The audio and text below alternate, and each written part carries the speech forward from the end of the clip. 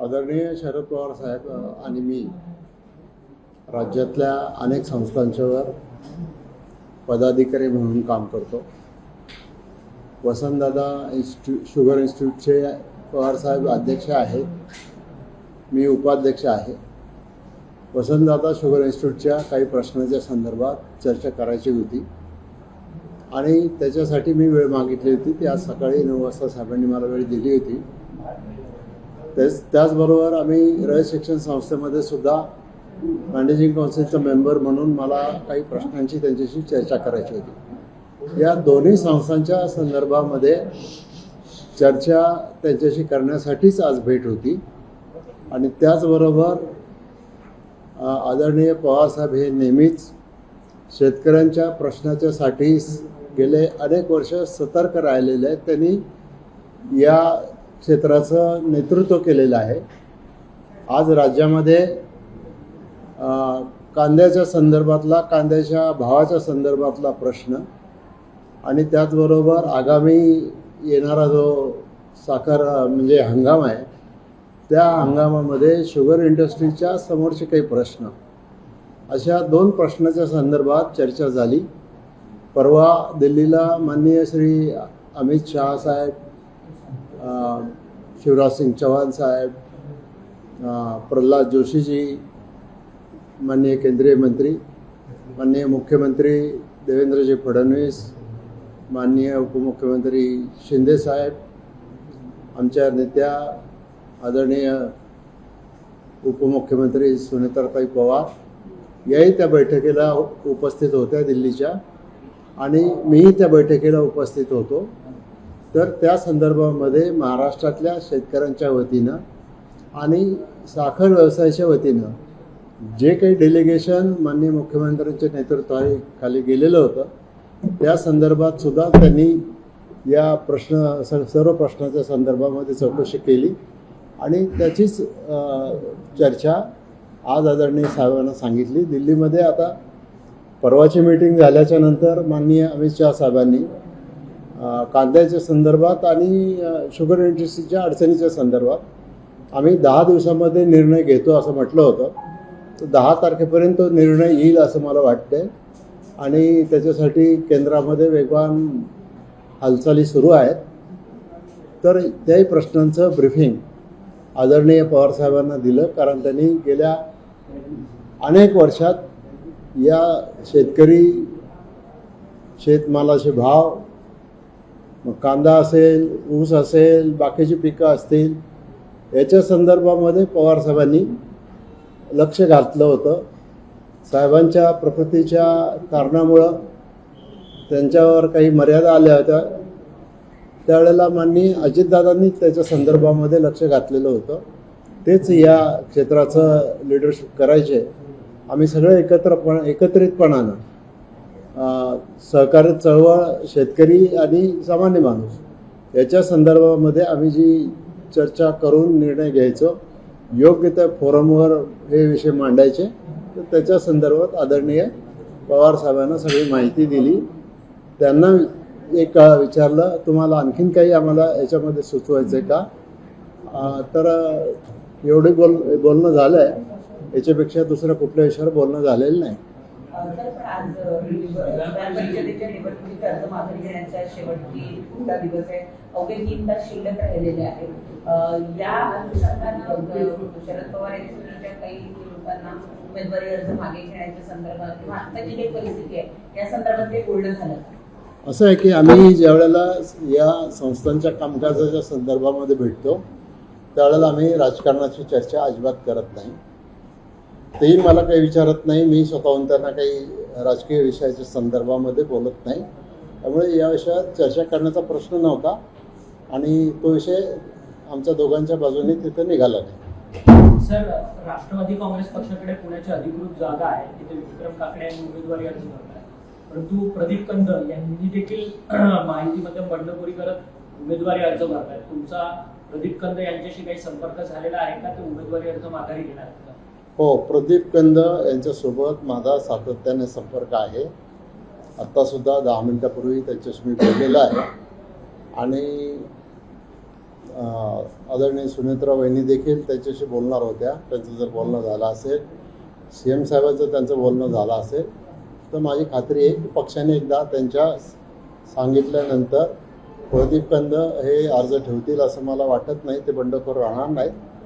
पण 3 वाजेपर्यंत आपण वाट पाहू. 3 वाजेच्या नंतर मला अशी अपेक्षा आहे की ते सहकार्य करतील आणि मग ही निवडणूक आणखीन सोपं करायला मदत होईल. महाराष्ट्रामध्ये विधान परिषद काल देशांनी सगळीकडे दावे केलेले आहेत, पण अंतर्गत काही ठिकाणी बंडखोरी होईल असा एक अंदाज वर्तवला जातो. असं आहे की आता ह्या वेगवेगळ्या जिल्ह्यातल्या निवडणुका आहेत, त्यामुळे कार्यकर्त्यांनी जरी फॉर्म भरले तरी आजपर्यंत आपला हा सगळा अनुभव आहे की शेवटच्या मिनिटाला बहुतेक लोकांची समजूत काढून त्याच्यामध्ये माघार घेतात.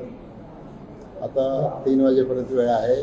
प्रयत्न सगळ्याच पक्षांच्या वतीने चालू आहेत की अधिकृत उमेदवारांनाच निवडून आणलं पाहिजे. तर मला असं वाटतं आपण 3 वाजेपर्यंत वाट पाहू आणि मला विश्वास आहे की अशी काही बंडखोरी कोणी करणार नाही.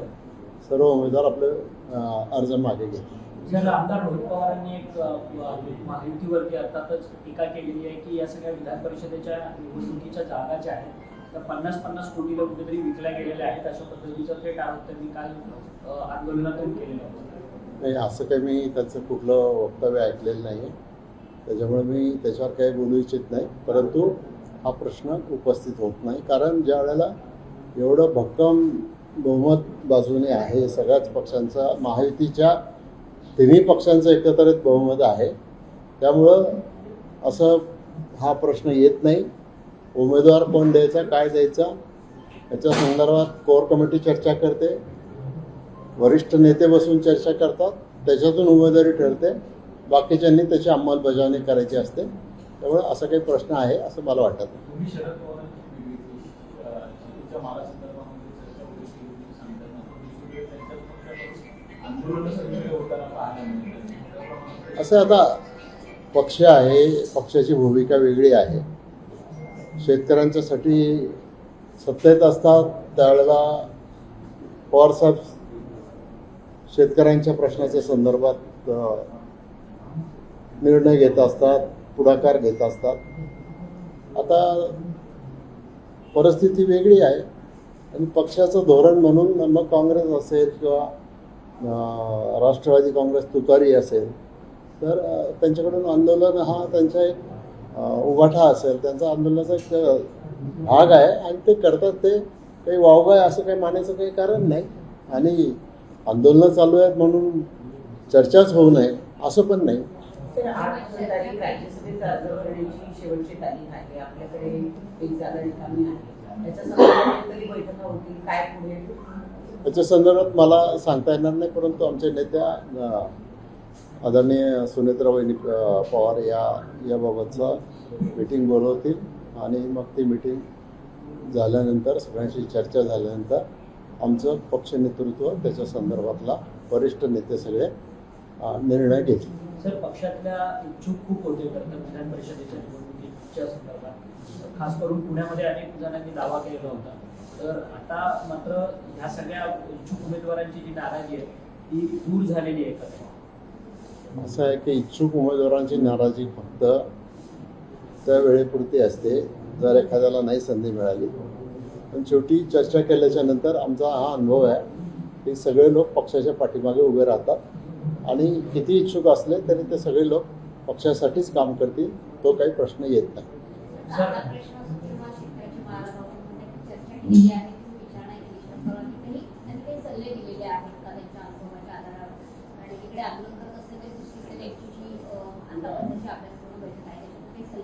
असं आहे की परवा दिल्लीला जी मीटिंग झाली तर दिल्लीच्या मीटिंगमध्ये राज्य सरकारच्या वतीनं, शुगर इंडस्ट्रीच्या वतीनं जे काही प्रश्न केंद्र सरकारच्या अखत्यारीतले आहे त्याच्या संदर्भामध्ये राज्य सरकारने पण त्याचं एक निवेदन किंवा एक कम्युनिकेशन दिलेलं आहे केंद्राला.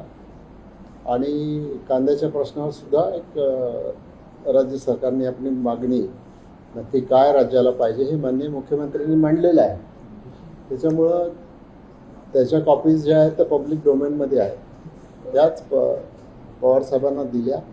त्यांना ही विनंती केली की आपल्या आणखीन काही सजेशन असतील तर आम्हाला सांगितलं तर आम्ही त्या दिशेने सुद्धा प्रयत्न करू. तर आता सध्या मीटिंगमध्ये राजकीय अर्थ अन्वयार्थ काढले गेले लगेच सरकार पवारसाहेबांच्या भेटीचे तुमच्या सकाळच्या लगेच राजकीय अर्थ काढले गेले. याला काही राजकीय अर्थ नाही. मी अतिशय स्पष्ट सांगितलेलं की ही बैठक किंवा ही भेट फक्त आणि फक्त संस्थात्मक प्रश्नांच्या संदर्भात आणि शेतकऱ्यांच्या प्रश्नाच्या संदर्भात, शुगर इंडस्ट्रीच्या प्रश्नाच्या संदर्भात एवढीच होती.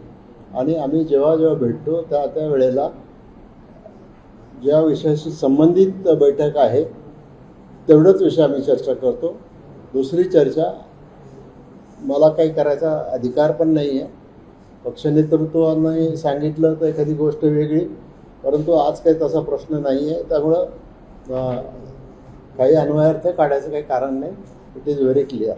सर, मला मी पाटील यांनी प्रश्न विचारायचा आहे. विक्रम काकडेंचा ॲटिट्यूड द्यायचा आला त्याच्यामध्ये पवारांकडे कोटी रुपयाची कर्ज असल्याचं दिसून आलं. तर आता राजकीय विरोधकांचा आरोप असा आहे की याच गोष्टीमुळे विक्रम काकडेंनी पीटीसी घेतला. अगदी जुना विषय आहे. माझ्या माहितीप्रमाणे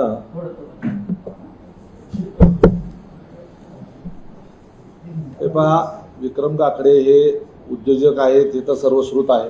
त्यांचे वडीलही मोठे उद्योजक आहेत हेही सर्वश्रुत आहे. आणि जय पवार यांचेही उद्योग आहेत, व्यवसाय आहेत आणि ते असल्याला कोणाचा आक्षेप आणि गैर वाटायचं काही कारण नाही.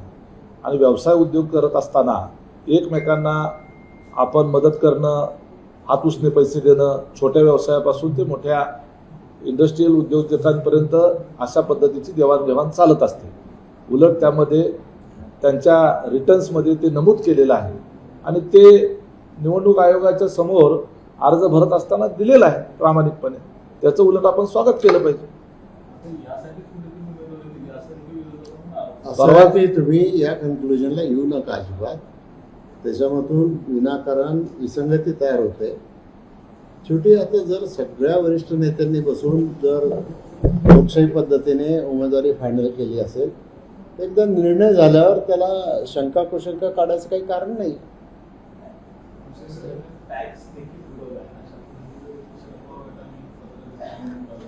असं आहे, त्याच्यासाठी सक्षम यंत्रणा आहेत.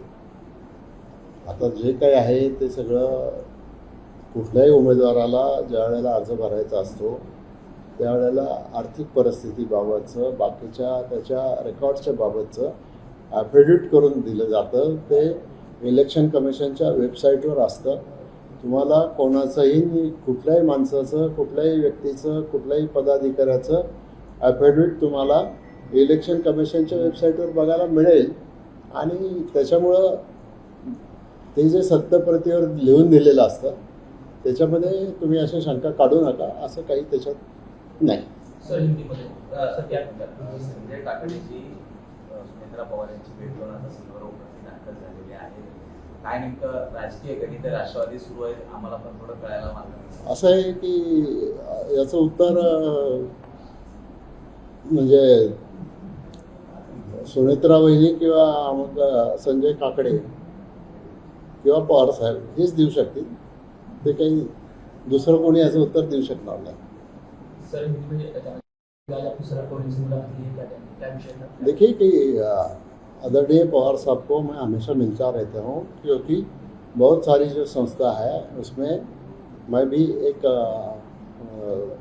पोजीशन पे रहता हूँ और वो संस्था के जितने भी प्रश्न हैं उसके लिए हम मिलते हैं, डिस्कशन करते हैं, उनका डायरेक्शंस लेते हैं और फिर उसका इम्प्लीमेंटेशन करते हैं. तो इसलिए ये हमारी जो वसंतदादा शुक्र इंस्टीट्यूट के कुछ इश्यूज थे. उसके बाद में रयत शिक्षण संस्था एक बहुत बड़ी शिक्षण संस्था है जिसमें 4.5 लाख बच्चे पढ़ रहे हैं. करीब 15,000 से ज़्यादा टीचिंग नॉन टीचिंग स्टाफ है. बहुत पुरानी संस्था, उसके पवार साहब अध्यक्ष है. मैं मैनेजिंग काउंसिल का मेंबर हूँ. इस नाते कुछ अगर संस्था में कोई क्लैरिटी लाने के लिए कुछ इश्यूज है तो हम साहब से बात करते हैं और उनका जो आदेश है वो लेकर उसका इम्प्लीमेंटेशन करते हैं. अभी दूसरी बात ये है कि दो संस्था के अलावा सिर्फ आज राज्य में जो एक दो मेन इश्यूज है। पहले तो प्याज का इशू है, प्याज के भाव बहुत गिरे हैं, तो माननीय मुख्यमंत्री जी के नेतृत्व में और दोनों उप मुख्यमंत्री और बहुत सारे मिनिस्टर्स और संस्थान के प्रतिनिधि, इनके साथ अमित शाह साहब के पास मीटिंग हुई थी कुछ दिन पहले दिल्ली में। अभी वो मीटिंग होने के बाद अमित शाह साहब ने, केंद्रीय सहकार मंत्री हैं, और शिवराज सिंह जी चौहान कृषि मंत्री भी हाजिर थे, अन्न मंत्री प्रहलाद जी जोशी भी हाजिर थे, सुनेत्रा वहिनी थे, शिंदे साहब थे, और ये सारे जो किसानों के जो इश्यूज है या तो इंडस्ट्री के जो इश्यूज है उनके सामने रखे हैं, और खुले मीटिंग में अमित शाह साहब ने बोल दिया हम इसका 10 दिन में एक फैसला करेंगे। Thank you. Thank you.